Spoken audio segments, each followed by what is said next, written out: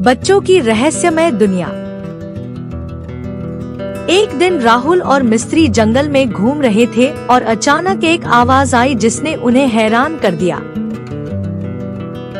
वो दोनों हैरान हो गए और आगे बढ़ने पर उन्हें एक पुरानी किताब मिली जो जंगल के बीचों बीच पड़ी थी।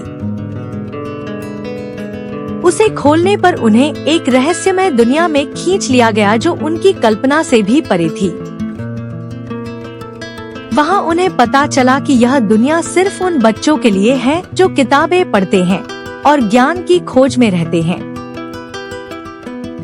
और तभी एक आवाज ने कहा, किड्स रीड 1 2 3। यह उनकी नई दुनिया की शुरुआत थी जो उन्हें नए अनुभवों और ज्ञान की ओर ले जाने वाली थी।